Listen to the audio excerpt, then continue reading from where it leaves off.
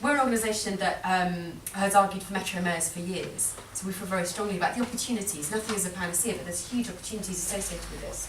But if these new mayors are going to realise their potential, there's a strong need for public debate about what they're going to do, what they shouldn't do, what's needed, and what Liverpool City Region really wants.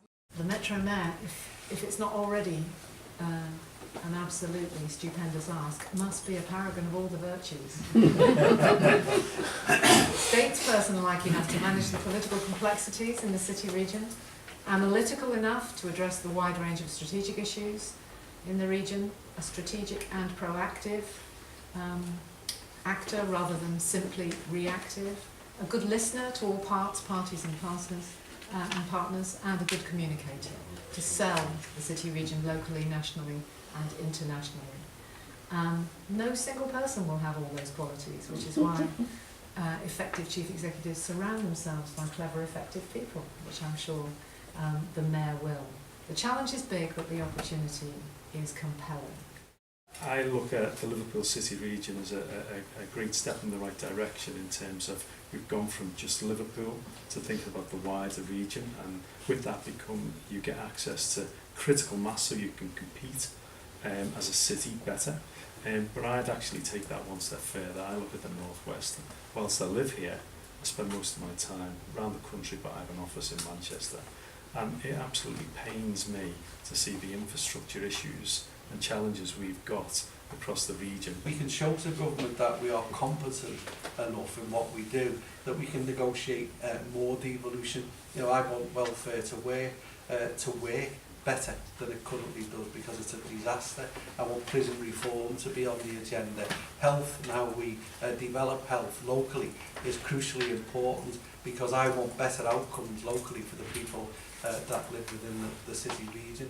And unless we actually are able to create the conditions that create economic growth, stability and jobs, then we will continue. We won't have the money to pay for the services that we value, and that's why it's important that we engage. And I think progressives in different political parties across the spectrum all agree that devolution, localism, real localism, decision making is the right thing and the right choice.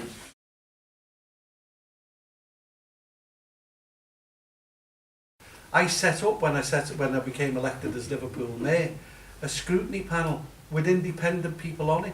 Volunteer sector, third sector, councillors, hardly anyone turned up. I think out of the 400 questions that I had over a 4-year period with the scrutiny panel, 399 of them were about bus lanes from the Green Party. That ain't scrutiny. That ain't scrutiny. I'm all for engagement and making people not only invest in the process, but be part of it. I'm a broken record on this particular topic, which is that many of the brightest and best who go to university are adventurous young people, and they travel thousands of miles to go to university. In order to qualify to stay post-graduation in this country, there is a minimum threshold which is deemed to be a graduate salary, which is £21,700 at the moment. And it may be the case that overseas students who are entrepreneurial, inventive, creative, ambitious, have to go south in order to earn the money to qualify them to stay. We'll only be able to get stronger and better together. Because Liverpool, listen, let me be absolutely clear, if I was to become the City Region Mayor, Liverpool will continue to grow. The prospects for Liverpool are fantastic, I promise you. I can tell you that, I had a meeting today with somebody that wants to invest £1 billion into a part of Liverpool. We've got announcements to make on the Knowledge Quarter. We've got other announcements. Liverpool is on the up, and it will. And I want the City Region to be on the up and grow as well, because I don't care about boundaries, and neither do you. I care about jobs for my kids and my grandkids and about the future for our city.